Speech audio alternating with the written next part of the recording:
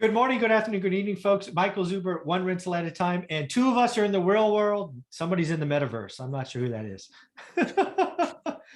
How you doing, Dion? I am doing great. Ready for round two.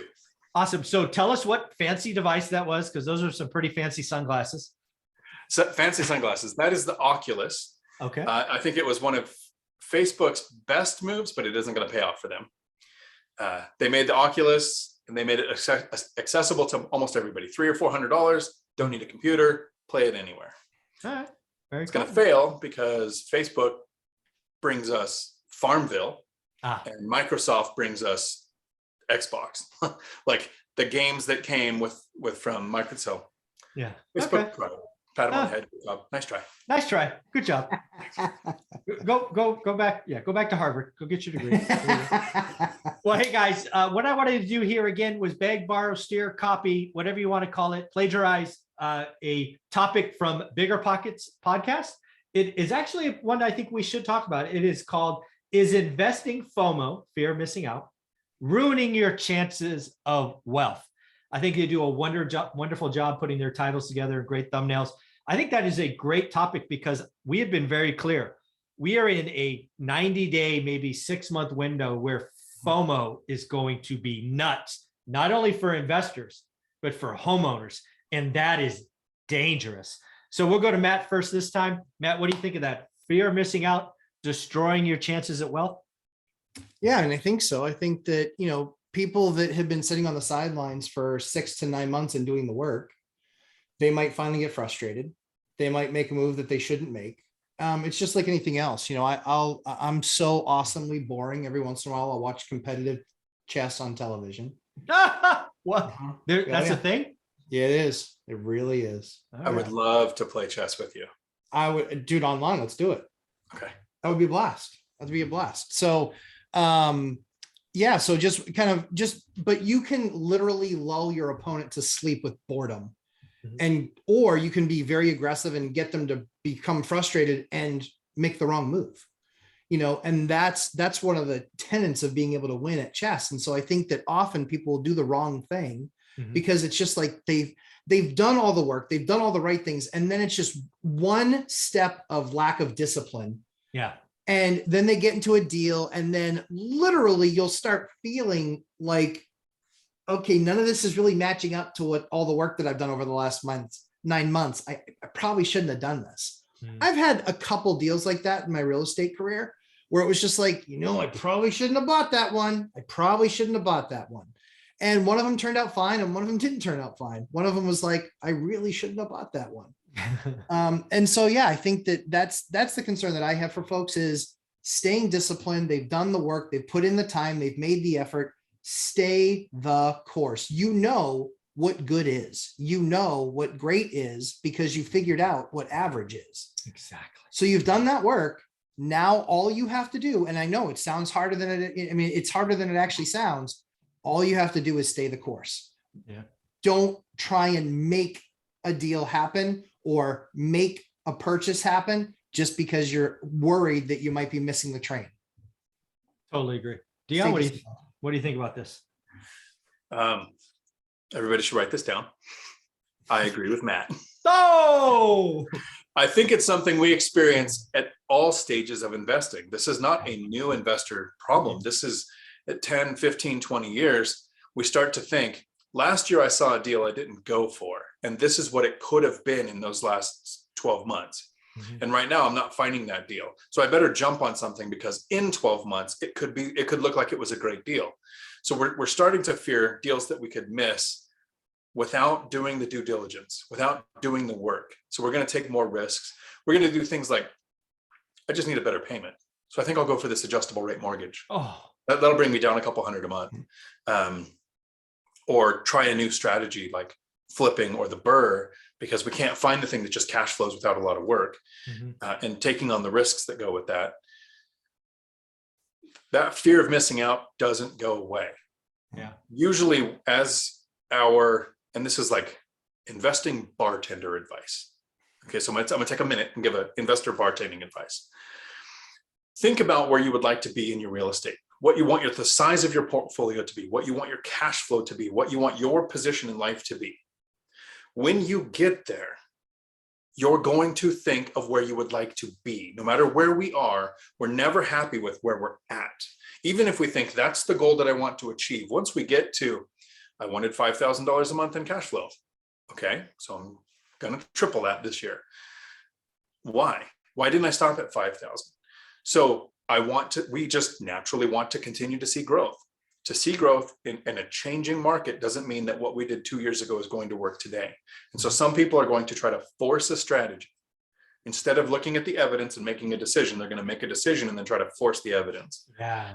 And they're going to set themselves up for things like a syndication, where we're planning on a 5-year rent increase for the next 3 years for this to make sense. So our exit strategy even works out, let alone the stay in it strategy. If you can't exit, wouldn't work. So we talked about this in the first 5 years, last 5 years. In those first 5 years, the doubt and the patience are the two things I think that matter the most. And that continues on, no matter what stage we get to in investing. So when we have fear of missing out, that's not the time to say, I need to take action because I feel like I'm going to miss out. That's the time to increase reserves, tighten our criteria, do more due diligence, sit back and think, what am I going to lose if I take no action while I'm studying my market every day until I find the right deal, versus I could probably make that deal work. Because remember, when a good deal passes you by, you didn't miss your chance. You missed that chance. Yeah, that's really well said. So when I think about fear of missing out, again, I always try to think about the little guy, right? And fear of missing out today is, again, I try to communicate on the daily financial news. It's the worst I've seen in 21 years. And that is mainly because there's no inventory. But fear of missing out is going to go on steroids for 4 to 5 months because of this. We not only have fear of missing out investors, one rental at a time, but we have fear of missing out homeowner. And let's just rewind the clock and revisit 2021. Right, we come out of this around the summertime, declaring we beat this thing. People are trying to buy homes. It was and with Omar and I said it was the best time to flip, which we both did. People were buying everything. It was a great time. A lot of people got frustrated and said, forget it. I'm going to go on family vacation. I'm going to go do this. I'm going to go do that. They took themselves out of the market, right? I talked to Laura Morby one time, and I think I remember she said she had 15 active buyers, and then like over a 2-week stretch, she had 3. It's not because the 12 found deals. In fact, none of them did. They signed up for another year lease, or they took a vacation, or they wanted a break. That's a big ratio, 12 of 15. Now what has happened is those people took some time off. Then we had the holidays, and then we had this next iteration of this freaking virus. And now the one thing that will stick with them for 30 years is rates. Rates moved a point and an eighth. Now these people are frantically calling their agents saying, I'll take anything. That's why you get Jeb Bush, who I talked to earlier in the week, talking about 22 offers on an 850 house and the winning bid being 1.1 million. That's a 20% jump. That is crazy. That is, somebody had fear of missing out, and that is painful. That sets a precedent that sets a comp, by the way, for the future. And it means 21 people didn't win. This fear of missing out today, homeowners, be very, very careful. I know there's no inventory. You want a deal. Don't settle. Back to hurting yourself for wealth, like the title says. If you overpay for a house and it's one less bedroom, or it's not quite the nice area, you are going to regret it, and probably have to move in 4 or 5 years when rates could be even higher. It's really dangerous to be a homeowner that must buy today.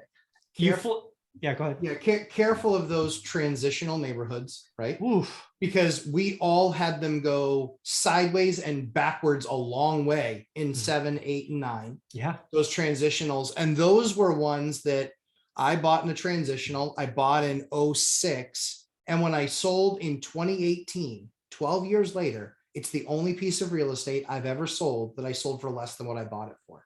There you go. The only one. And so you got to be really careful about those transitional neighborhoods because those will get you. And a lot of people look to them when they can't get in the A, they can't get in the B. This is then a D going to a C. And they're like, well, but it's a C.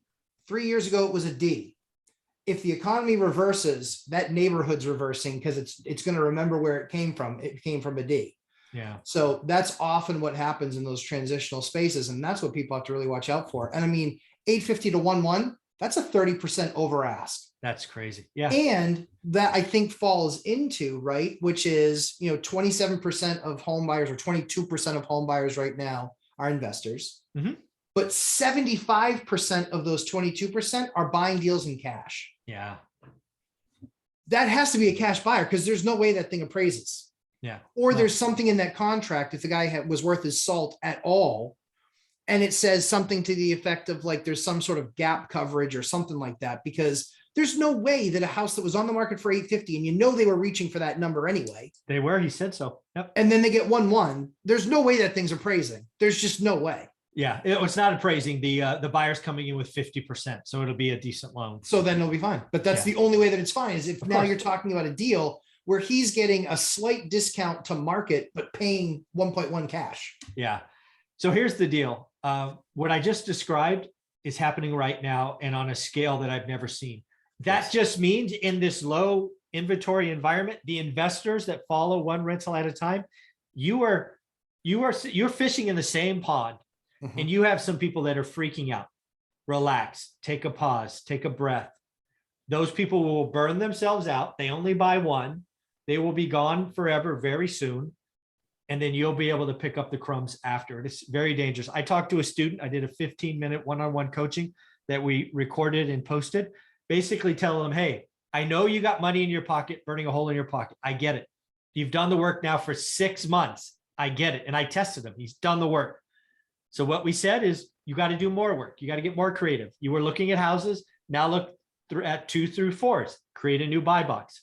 We talked about validating his rents. He was using some soft assumptions, go validate rents. Because if you're under market by $300, for example, on your rent, that's going to really impact your yield. And he was getting negative yield. So lots of things that you could be doing today. But if you're an investor following one rental at a time, it'd be really hard to get an MLS-based deal today, given what we have just talked about. So you just think about it. Again, we talk about the first 5 years being slow. If you buy a bad deal because you just have to, because it's been 6 months, you're going backwards. You haven't gone forward. So I agree. Fear of missing out. It's the worst market I've seen in 21 years. So be careful. What do you think, Dion? Oh, go ahead, Matt. Real quick, it's even worse than that. It's not just going backwards. It's literally running backwards. Yeah, good point. Because what's the most often asked question when it comes to investing in real estate is, how quickly should I buy my second one? Yeah. And it's, how do I get money faster to get my second one? Here's bad news. You buy the wrong one. It goes reverse. Now you don't have the money that you needed for a good first one. You got a bad first one. And the bad first one is going to hurt you in getting your second that hopefully will be good. And worse yet is literally, and Dion, I'm not trying to make fun. If you say yes to the bad deal, you say no to all the other deals on the planet. It's just like marriage.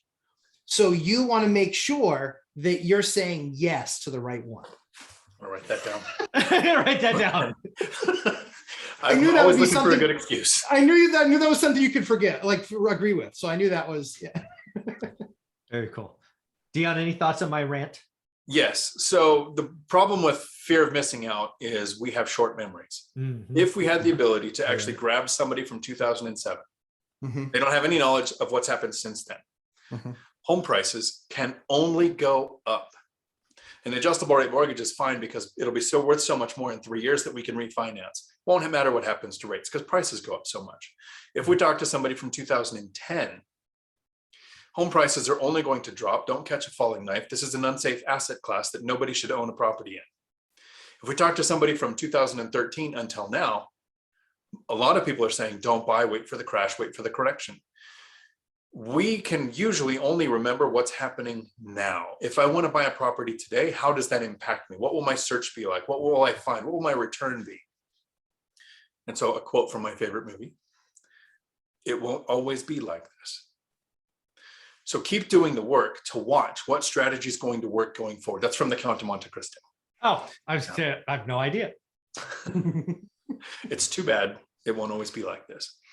So plan for when it changes. And that means don't do an adjustable rate because it isn't going to change in a good way. Don't buy an alligator.